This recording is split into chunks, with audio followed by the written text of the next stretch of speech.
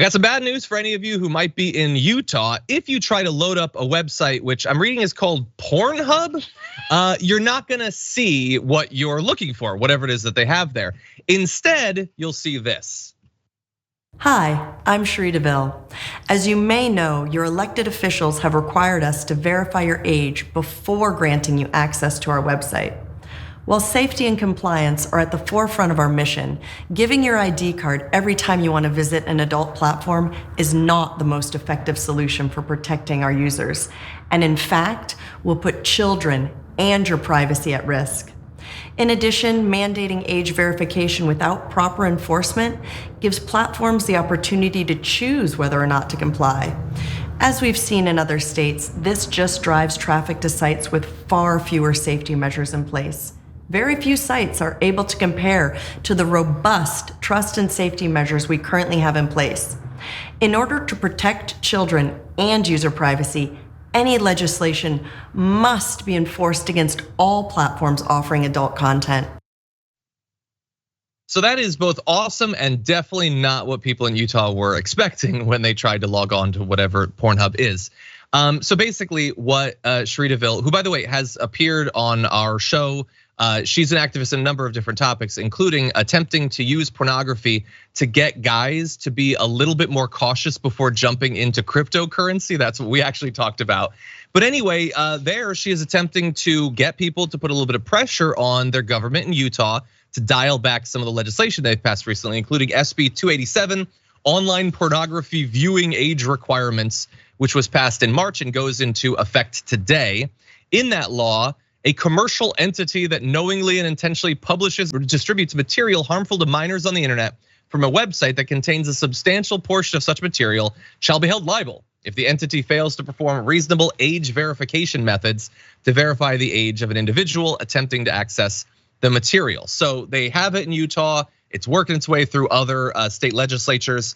And as Sheree pointed out in that video, even if we assume that everybody who voted for this in Utah was operating in good faith, and feel free to make the decision to accept that, that doesn't mean that that's the effect that it actually has. It is easy to get around those services, and there are side effects of setting up those sorts of age requirements, which might result in people being victimized, both children, but then also adults as well, who might go to other sites and then they might be victimized, identity stolen, all the different stuff that she went into in that video. So I think it's a really interesting tactic. I like that Pornhub is once again using their clout, I guess, in the marketplace of ideas and smut to affect political change. Danielle, what do you make of all this?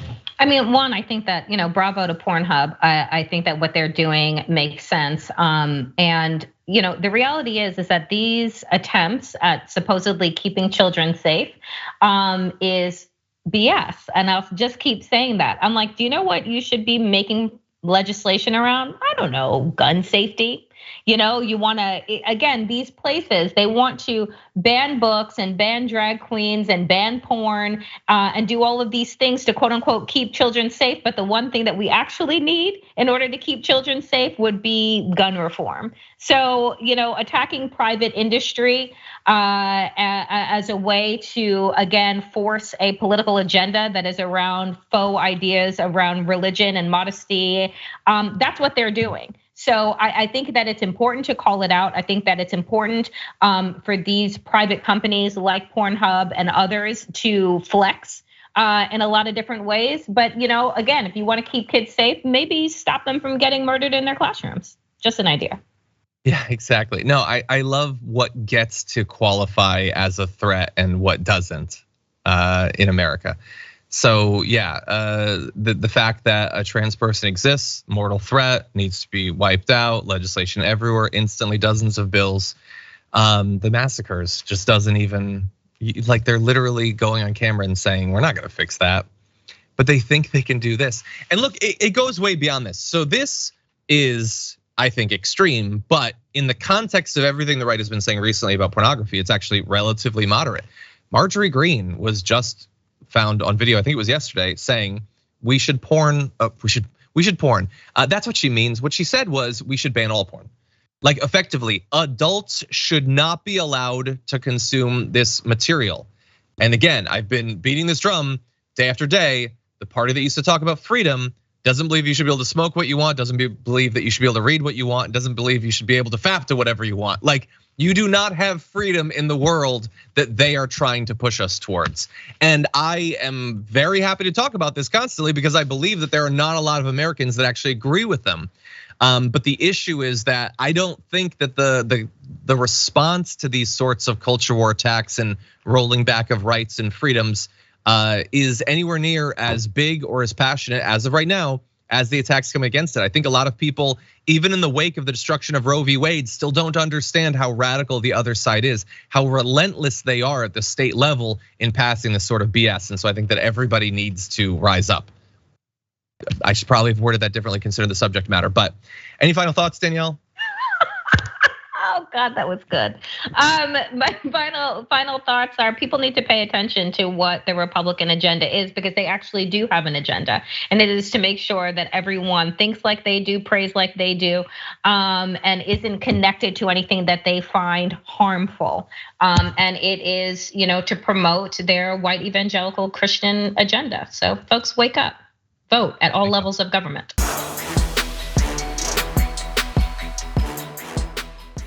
Check out the Damage Report podcast each day, wherever you get your podcasts, whether Pocket Casts or Stitcher or iTunes. You can join me as I give you the news and stories you want with a range of co-hosts and interview guests jumping in on the fun each day. Again, that's the Damage Report, wherever you get your podcasts. And if you get them at iTunes, don't forget to rate and review. Sometimes I'll read them live on the show.